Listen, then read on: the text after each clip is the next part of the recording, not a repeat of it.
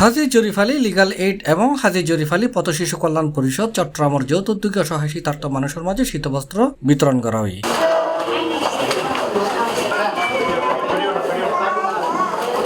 শীতবস্ত্র বিতরণ অনুষ্ঠানে যে হাজী জরিফ আলী লিগাল এইড এবং হাজী জরিফ আলী পথশিশু কল্যাণ পরিষদের চেয়ারম্যান অ্যাডভোকেট মোহাম্মদ জালালউদ্দিন পারভেজের সভাপতিত্বে প্রধান অতিথি হিসেবে উপস্থিত আছেন সিনিয়র জেলা ও দায়রা জজ জান্নাতুল ফেরদৌস।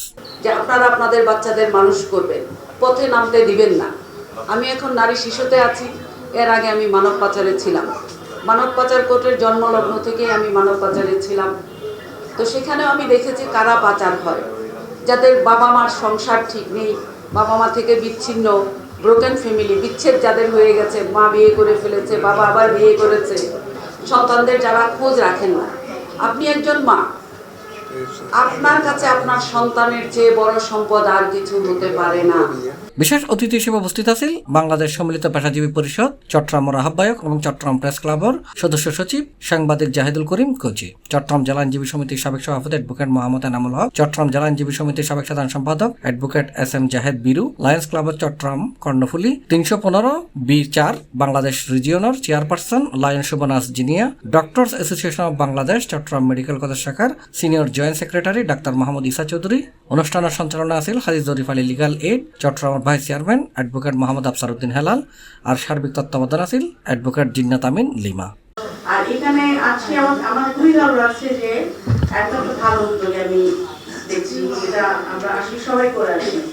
আমরা এই শীতকাল আসলে বিভিন্ন গ্রামে গঞ্জে পথে ঘাটে, আমি মনে আছে সন্দীপে পথে গিয়েছিলাম, কুমিল্লা, নোয়াখালী, এখানে কি যারা নিডি, যারা রিয়েল নিডি, যাদের দরকার ছিল, এরকম লোকের কাছে গিয়ে আমরা আমাদের বস্ত্র বিতরণ করেছিলাম।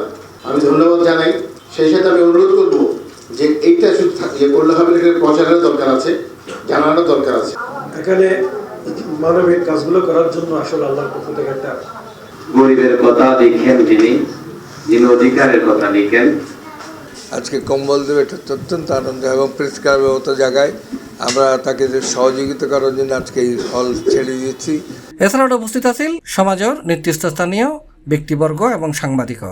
বক্তব্য হই তো আমরা হাজী জরিফ আলী লিগেল এইড চট্টগ্রামের উদ্যোগে আমরা চট্টগ্রামের অসহায় সুবিধাবঞ্চিত আমরা দরিদ্র মানুষদেরকে একদম নামমাত্র মূল্যে এবং ক্ষেত্রবিশেষে বিনামূল্যে আমরা আইনি সহায়তা দিয়ে যাচ্ছি।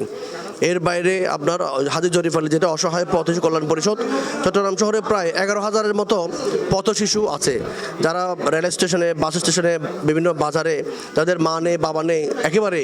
তো এখন এই পথশিশুগুলো কিন্তু আমাদের সামাজিক যে অবক্ষয়, যেটা যে আপনার কিশোর গ্যাং বলেন বা সমাজের মধ্যে যে সমস্ত ওই যে আপনার ইয়াবা সেবনকারী বা আপনার গাম দিয়ে আপনার মাদক সেবনের যে বিষয়টা, সমাজের যে অপরাধগুলো হচ্ছে, এদেরকে দিয়ে করাই। তো এখন এদেরকে নিয়ে আমরা আসলে কাজ করে যাচ্ছি।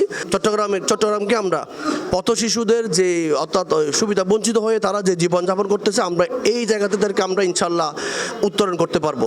C+ TV Chittagong.